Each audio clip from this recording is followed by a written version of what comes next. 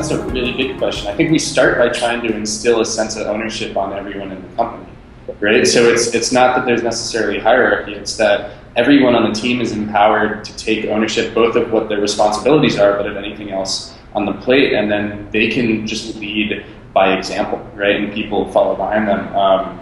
We made one hire recently that was really like the first time we hired someone as specifically a leader. A guy named Frank Harris just joined us, who's like a phenomenal product designer with a long history.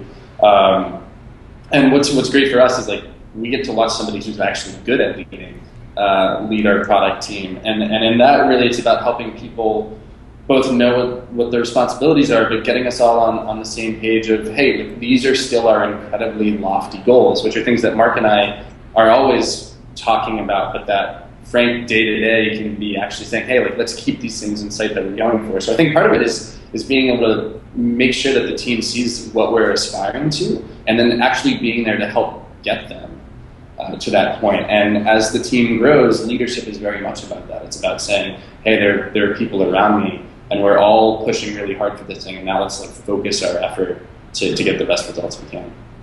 I don't know, I've never had to answer that question. Well, yeah, I mean, so we veered a little bit off titles. We wanted to create a culture where people jump at the opportunity to address something when it comes up. So if it looks like something isn't right, people say, I'm on it, as opposed to looking around for who's like responsible, like who has that in the org chart, right? Because like that's no way to run a company of 15 people. It's no way to run any company.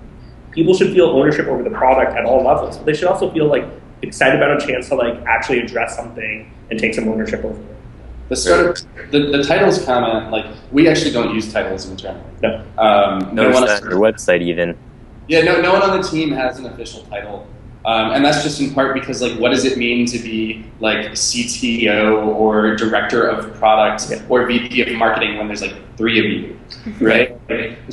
Presumably, you're going to hire somebody else down the road who might be more senior. Yeah, our titles are still just co-founder. We use titles externally to help job seekers find things that might be a good fit for them. It's a heuristic like anything else, right? Like if you're looking for a specific role, you shouldn't have to read tons of job descriptions to figure out what that role is. But internally, we all see ourselves as team members. But like if the chief cat wrangler from some previous company wanted to apply for a job with us, we're like, what are we supposed to do? Yeah, deputy vice ninja of tech, right?